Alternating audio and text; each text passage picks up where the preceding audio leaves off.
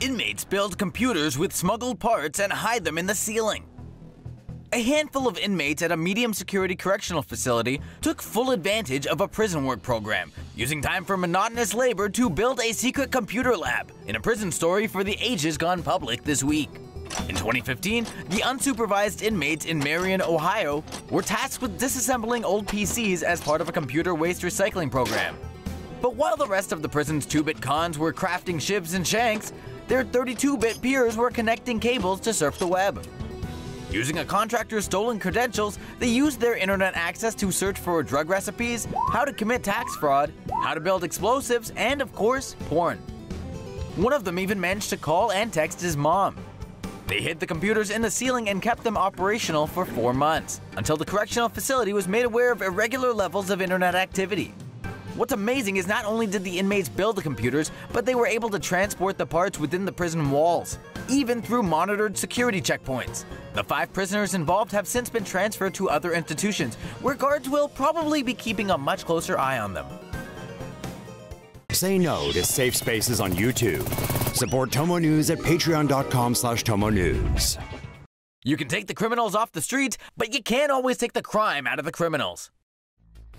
Man caught smuggling items into prison with a fishing line. A British man and his 26-year-old girlfriend have been caught attempting to smuggle several items, including a McDonald's McMuffin, into Wormwood Scrubs, a men's prison in London. Carl Jensen and his girlfriend, Lisa Mary Hutchinson, eschewed typical forms of covert communication, i.e. carrier pigeons, and decided to get a little more creative. The couple loaded a wash bag with various drugs, a bottle of vodka, a mobile phone, SIM cards, USB chargers, and a smartwatch, as well as a knife, a Kinder Surprise egg, and 2 McDonald's McMuffins. Jensen then attached the thoughtful care package onto a fishing line and stood around while appearing to be on his cell phone as his buddy in the prison reeled it in.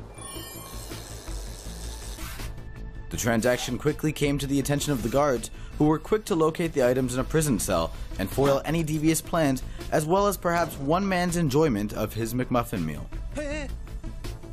Jensen and his girlfriend were caught in an alley near the prison. Jensen has been sentenced to jail for 2.5 years, while his girlfriend was given a 12-month community order.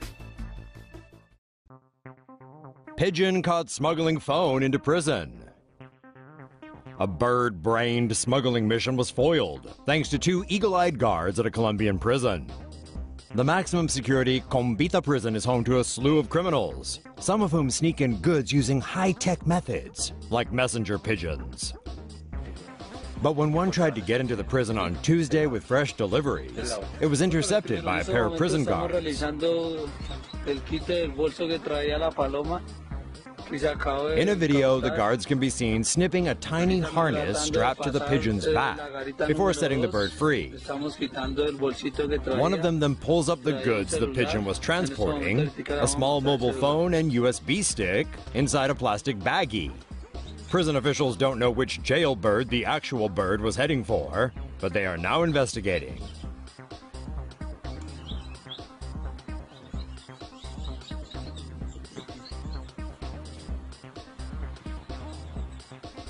Será liberada de inmediato la paloma después de haber retirado el bolso con el celular.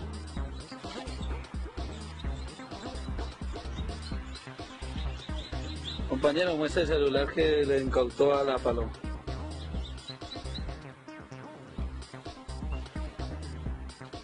Un celular con una USB, embalado en una bolsa. It's not the first time inmates have used pigeons to smuggle items. There were similar incidents in 2009 and 2011, and the poor birds are known to have been used as contraband carriers and drug mules in other prisons as well. 2 convicted murderers escaped from New York prison. 2 convicted murderers serving life sentences in adjoining cells pulled off an elaborate escape from a New York State maximum security prison between Friday night and Saturday morning. 2 convicted murderers, Richard Matt and David Sweat, escaped from the Clinton Correctional Facility in Dannemora, New York. The men escaped by drilling a hole through the wall at the back of their cells. They then walked onto a catwalk